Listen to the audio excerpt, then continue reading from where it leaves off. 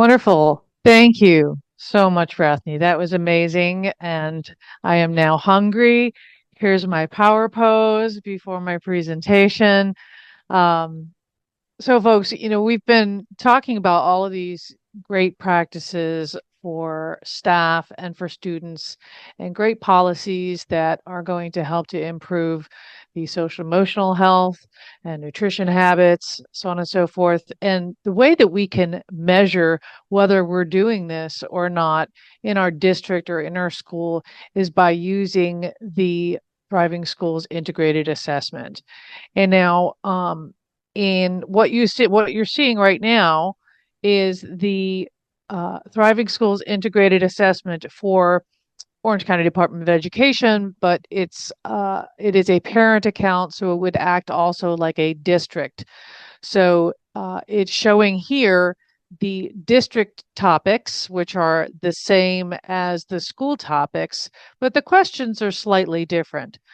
We've been focusing on social emotional health for this particular presentation, so I wanted to take a minute to point out to you this district level assessment and some of the questions around social emotional health. So right now we'll take a look at the district level professional learning on trauma informed approaches. So this is one of the questions that we have. And we would ask this question of ourselves: to what extent does your district offer professional learning on trauma-informed approaches? And then we would answer that question as accurately as possible. If this is something that is partially in place and something we'd like to work on, we can go ahead and add it to our action plan.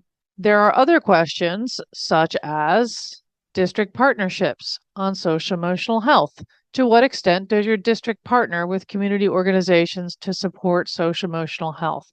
Now, what you'll notice about the district level assessment is it's not just asking about what the district is doing for schools, but also what district level personnel are practicing. We want to make sure that district level personnel have a gratitude practice within your district offices, right? We want to model those practices and also experience the positive emotions that go along with that. So that is also another way for us to improve our social emotional health and relationships. We also have gathering staff input on district social emotional health policies. So, to what extent does your district gather input from staff on your policies and practices regarding social emotional health? So, we've been talking about lots of different practices and policies, but what's important to your school community? What's important to your district level folks, as well as the people in your schools and families and students? What kind of areas do we want to focus on, put our time, money, and energy into so that we can make improvements along the way? This is one of the great things that we can use this tool for, because not only do we have a district level assessment, but we also have a school level assessment. So if I go back to my district dashboard, and this is what you all would have, you'd have your district dashboard, and then you would have all of your schools listed underneath here. So you could also click on a school and see the Thriving Schools Integrated Assessment for that school, which is slightly different than the district level assessment. And again, since we've been chatting about strengthening social emotional health and learning, we could click on that and see what kind of practices are available in here, more focused on implementation of those policies and practices because we're at the school level, and often focused on students.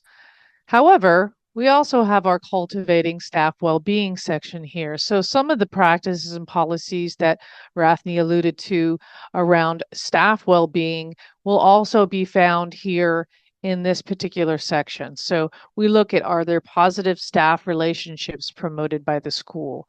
Do we have school level professional learning on positive work culture? Those things are all very important. So within these, we also have great resources. And this is the last thing I'll show you.